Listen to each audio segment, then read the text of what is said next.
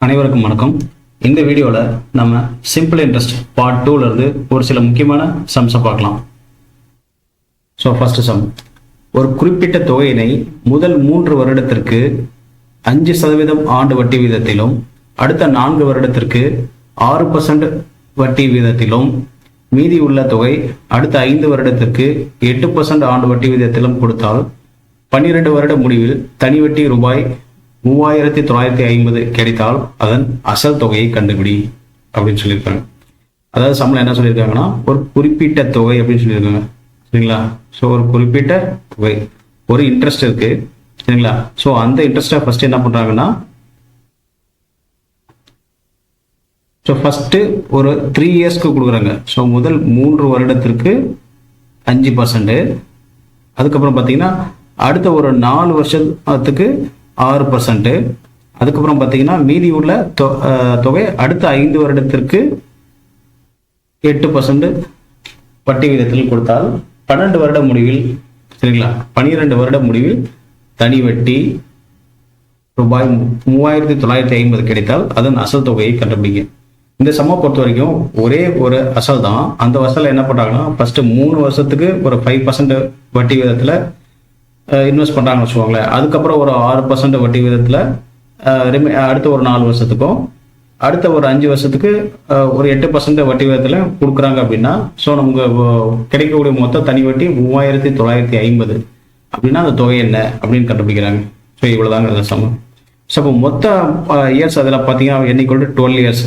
சரிங்களா? ஸோ இங்கே so total number of years பார்த்தீங்கன்னா 12 இயர்ஸ். ஏன்னா ஃபர்ஸ்ட் ஒரு 3 இயர்ஸ் கொடுத்துருக்காங்க, அதுக்கப்புறம் ஒரு 4 இயர்ஸ், அதுக்கப்புறம் பார்த்தீங்கன்னா ஒரு 5 இயர்ஸ். சரிங்களா?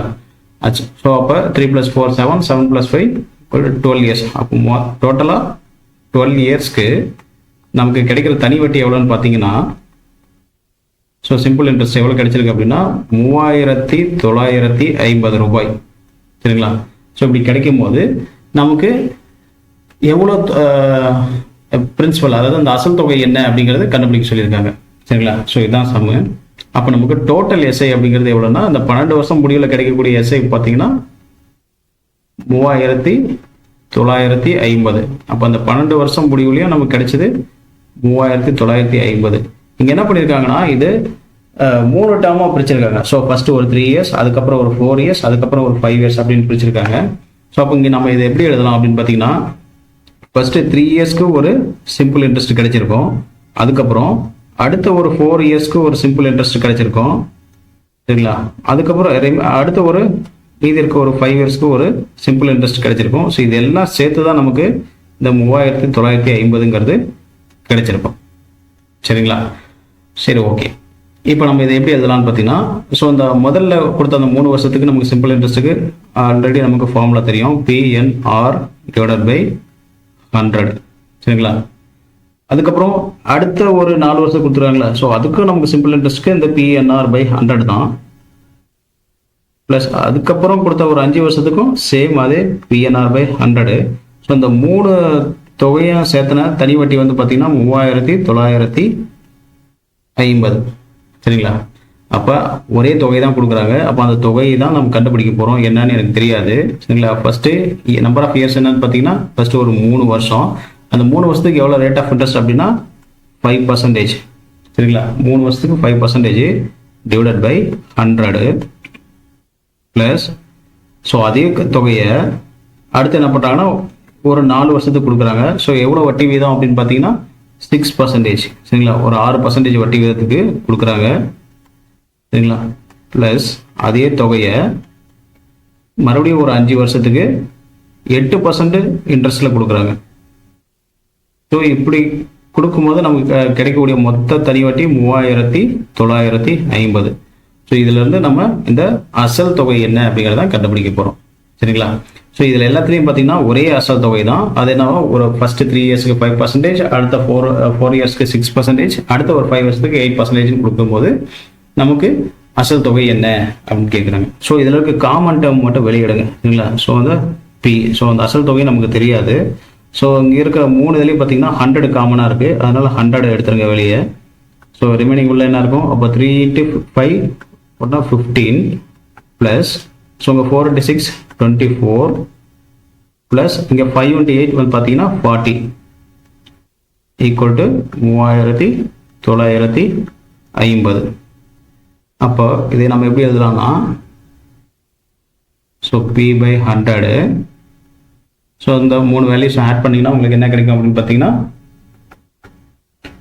டோட்டலாக 79 அப்படின்ட்டு வரும். சரிங்களா? ஸோ 40 + 24 64 + 15 79. சரிங்களா? So 79 equal to 3950 3950. இப்போ நமக்கு அசல் தான் கண்டுபிடிக்கணும். ஸோ அசலில் வச்சுக்கோங்க.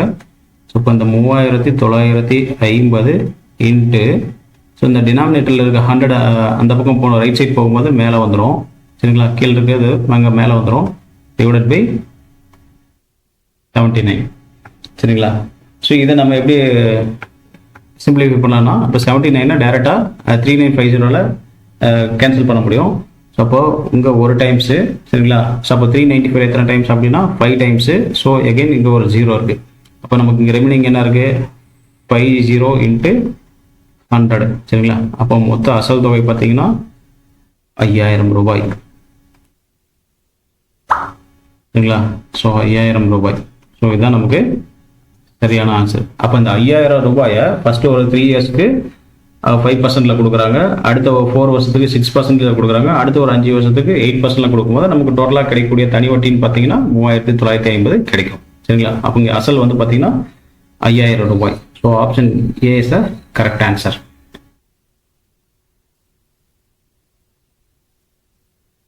ரெண்டாவது சம். ஒரு குறிப்பிட்ட தொகை 5 வருடங்களில் ரூபாய் 6800 ஆகவும் மேலும் 3 வருடங்களில் ரூபாய் 6080 முதிர்வு அடைகிறது எனில் அதன் முதலீடு எவ்வளவு செய்யும்? ஸோ இங்கே பிரின்சிபல் தான் கேட்குறாங்க.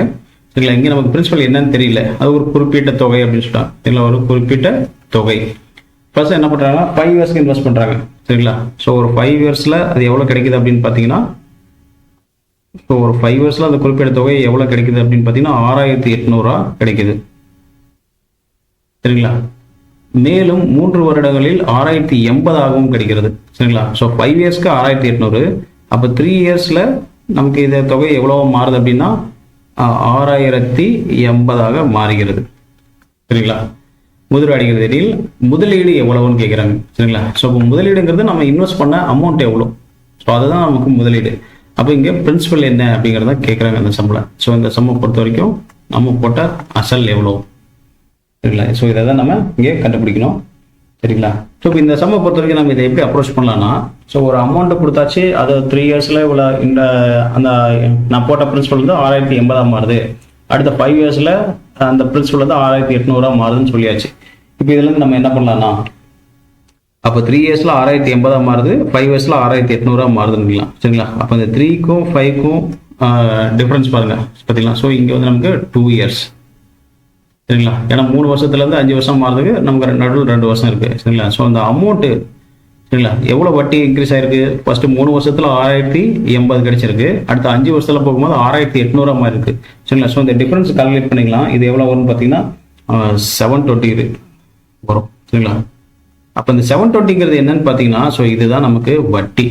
சரிங்களா? அதாவது சிம்பிள் இன்ட்ரெஸ்ட்.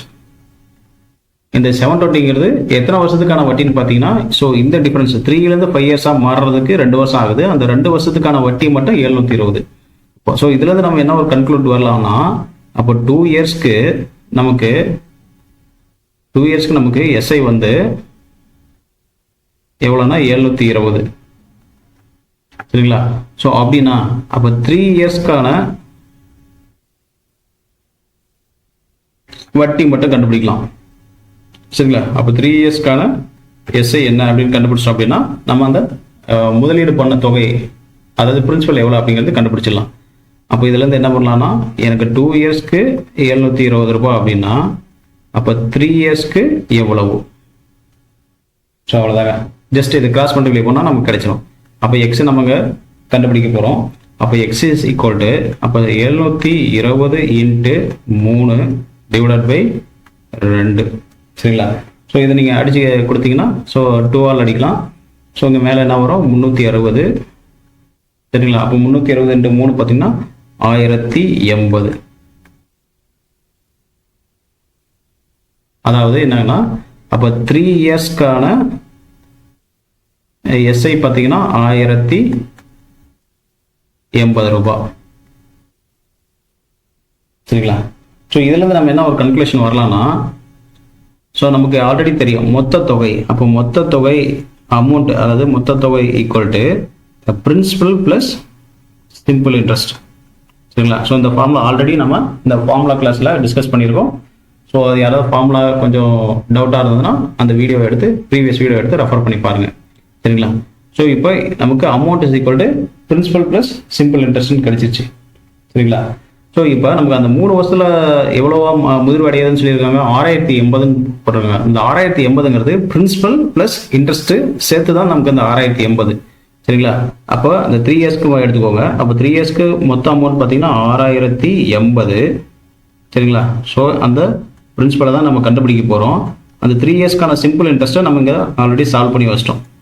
சரியா? இப்போ 3 இயர்ஸ்க்கான சிம்பிள் இன்ட்ரெஸ்ட்டு 1080. சரிங்களா? ஸோ இப்போ இதுலேருந்து என்ன கண்டுபிடிக்கலாம்னா, அப்போ P is equal to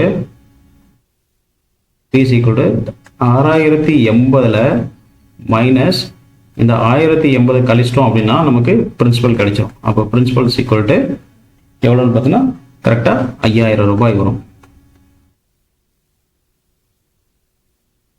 so இதுதான் கரெக்ட் ஆன்சர். அப்போ option B is the correct answer. சரிங்களா? ஸோ அடுத்த சம், ஒரு குறிப்பிட்ட தொகை தனி வட்டியில் 3 வருடங்களில் 7/6 மடங்காக மாறுகிறது எனில் அதன் வட்டி விகிதம் என்ன அப்படின்ட்டு கேட்குறாங்க. சரிங்களா?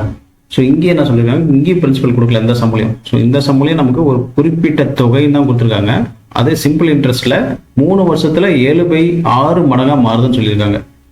சரிங்களா? அப்படி இருக்கும்போது அதனுடைய ரேட் ஆஃப் இன்ட்ரெஸ்ட் என்ன, வட்டி விகிதம் என்ன அப்படிங்கிறது தான் இந்த சம். சரிங்களா? அப்போ இங்கே நமக்கு பிரின்சிபல் இங்கே என்னங்கிறது தெரியல. சரிங்களா? அப்போ என்னங்கிறது தெரியலங்கிறதுனால இதை நம்ம என்னன்னு வச்சுக்கலாம்னா எக்ஸ் அப்படின்னு வச்சுக்கலாம். ஸோ பிரின்சிபல் வந்து எக்ஸ். சரிங்களா? தனி வட்டியில் 3 வருடங்களில், அப்போ என்ன வந்து நமக்கு தெரிஞ்சிருச்சு. ஸோ என்ன ஈக்குவல் டு இங்கே 3. சரிங்களா? எத்தனை மடங்காக மாறுதுன்னா 7/6 மடங்காக மாறுகிறது. சரிங்களா? அந்த தொகை அந்த 3 வருஷம் வட்டியில் எனக்கு 7/6 மடங்காக மாறுது. அதாவது 7/6 மடங்கானா எனக்கு கிடைக்கக்கூடிய மொத்த தொகையை எப்படி இருக்குன்னா, நான் இன்வெஸ்ட் பண்ணதில், அதாவது நான் இன்வெஸ்ட் பண்ணியிருக்கிறதுல எத்தனை மடங்காக மாறுதுன்னா 7/6 மடங்காக மாறுது அப்படின்னு சொல்லியிருக்காங்க. அப்படி இருக்கும்போது அதனுடைய ரேட் ஆஃப் இன்ட்ரெஸ்ட் என்ன அப்படிங்கிறது தான் இந்த சம். ஸோ ஆஸ் யூஷுவல் நமக்கு என்ன தெரியும், so simple interest is equal to PNR/100. சரிங்களா? ஸோ இப்போ இங்கே சிம்பிள் இன்ட்ரெஸ்ட் எதுவும் நமக்கு டைரெக்டாக கொடுக்கல. அப்போ நமக்கு ஆல்ரெடி நமக்கு ஒரு ஃபார்முலா தெரியும். சரிங்களா? மொத்த தொகை is equal to principal plus simple interest அப்படிங்கிறது தெரியும். இப்போ இதுலேருந்து நமக்கு மொத்த தொகை நமக்கு இங்கே என்னென்னு வச்சுருக்கோம், அப்போ 7x divided by 6 equal to பிரின்சிபலில் நம்ம என்னென்னு வச்சுருக்கோம், ஆல்ரெடி அசியூம் பண்ணியிருக்கோம், எக்ஸ்ன்னு அசியூம் பண்ணியிருக்கோம், ப்ளஸ் எஸ்ஐ. ஸோ இதுலேருந்து எஸ்ஐ மட்டும் கண்டுபிடிக்கலாம். 7x divided by 6. ஸோ இந்த ப்ளஸ் எக்ஸ் இந்த லெஃப்ட் சைடு வரும்போது மைனஸ் எக்ஸாக மாறிடும், ஈக்குவல் டு எஸ்ஐ. அப்போ எஸ்ஐ மட்டும் பார்த்தீங்கன்னா, ஸோ இதை சிம்பிளிஃபை பண்ணுங்கள். 7x மைனஸ் 6x வந்து பார்த்தீங்கன்னா x/6ன்னு கிடைக்கும். சரிங்களா? So x/6 equal to simple interest. சரிங்களா? அப்போ இங்கே சிம்பிள் இன்ட்ரெஸ்ட்டுக்கு பதிலாக நம்ம என்ன பண்ண போகிறோம்னா இந்த x/6ங்கிற வேல்யூவை நம்ம சப்ஸ்டியூட் பண்ண போகிறோம். சரிங்களா? இந்த இடத்துல சிம்பிள் இன்ட்ரெஸ்ட்டுங்கிற இடத்துல x/6 ஈக்குவல் டு பிங்கிறது தான் நம்ம எக்ஸ்ன்ட்டு அசியூம் பண்ணியிருக்கோம், இன்ட்டு என்னங்கிறது. ஸோ 3 வருஷம் ரேட் ஆஃப் இன்ட்ரெஸ்ட்டை தான் கண்டுபிடிக்க போகிறோம், டிவைடட் பை 100. சரிங்களா? ஸோ இந்த சைடு இருக்க எக்ஸும் இந்த சைடு இருக்க எக்ஸும் கேன்சல் பண்ணிடலாம். சரிங்களா? மீதி எல்லாம் கிராஸ் மல்டிப்ளை பண்ணுங்கள். அப்போ என்ன ஆகும், அப்போ இங்கே இருக்க 1/6 அப்படியே தான் இருக்குது. ஸோ இங்கே ரைட் சைடில் இருக்கக்கூடிய 3/100 இந்த பக்கம் வந்துடும். சரிங்களா? அப்போ 3/100 வரும்போது 100 டிவைடட் பை 6 இன்ட்டு 3 அப்படின்ட்டு போயிடும், ஈக்குவல் டு R. சரிங்களா? அப்போ 100 equal to 6 into 3 into R. So இதை நம்ம ஃபர்தராக சிம்பிளிஃபை பண்ணும்போது நம்ம எப்படி பண்ணலாம்னா 2 ஆல் அடிக்கலாம். சரிங்களா? 3 2 6 2 10, அப்போ 50. அப்போ R 50 டிவைடட் பை 9.